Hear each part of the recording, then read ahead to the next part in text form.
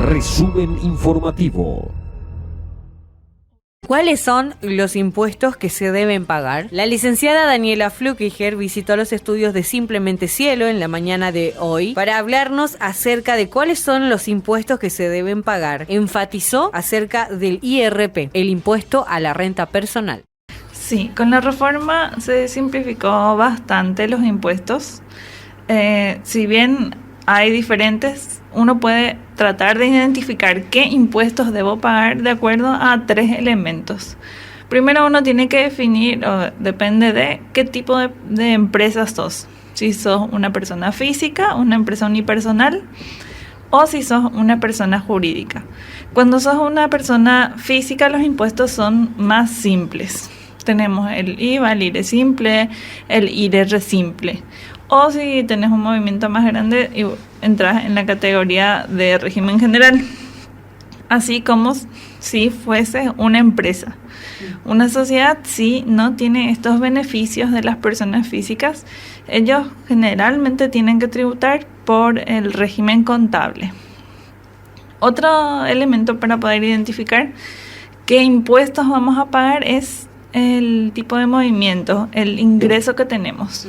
Cuando somos una pequeña empresa, se nos dan los beneficios de estos impuestos simples. Así mismo se llama IRR simple o IRE simple. Son siglas IRE, ¿verdad? Sí, impuesto a la renta empresarial sería. Perfecto. Por ejemplo, el IRR simple es para comercios que sus ingresos van desde un guaraní hasta 80 millones de guaraníes. Hasta 80. Ellos solamente pagarían ese IRR simple. Tienen un sistema de contabilidad mucho más sencillo, una liquidación que está definida luego en cuotas, o sea, es bien facilito. Y no pagan IVA. Son los únicos que no pagan IVA. El resto de los impuestos siempre va a ir de la mano. Un impuesto más, o sea, el impuesto del IVA más el impuesto a la renta. Y el tercer elemento es el tipo de actividad que nosotros hacemos. Si nosotros tenemos una actividad comercial, vendemos y compramos productos, por ejemplo, un almacén, un supermercado o cosas así, un restaurante, somos IRE, impuesto a la renta empresarial.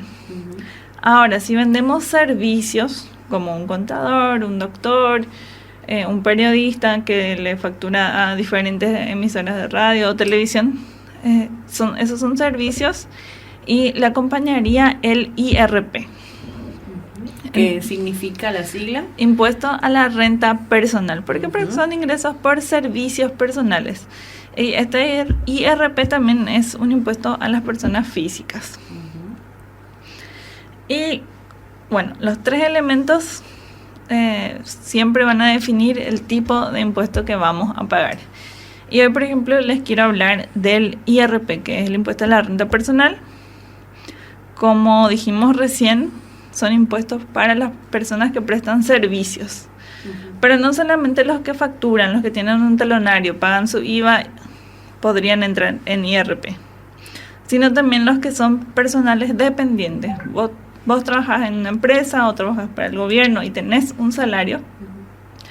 Cuando tus ingresos en el año superan los 80 millones de guaraníes, automáticamente tenés que pagar IRP. O sea, aparte de tu IPS y tu trabajo normal, ¿verdad? El día que pases los 80 millones en el año, tenés que ir junto a un contador, asesorarte y realizar tu inscripción, pagar también ese impuesto. Es un impuesto que se paga de forma anual. Perfecto.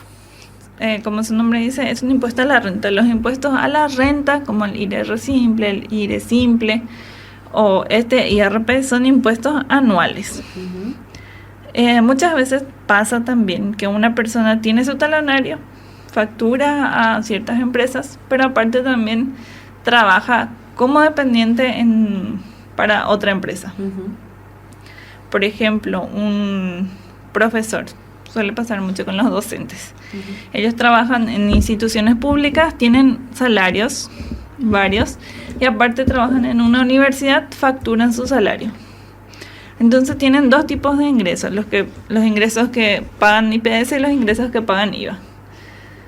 Tienen que sumar ambos. Eso mucha gente no sabe. Si todos sus ingresos de sus diferentes salarios en las instituciones públicas o privadas, por los que paga IPS, más los que factura, suman 80 millones, también tiene que pagar IRP. O sea, tiene que inscribirse y pagar el impuesto a la renta personal.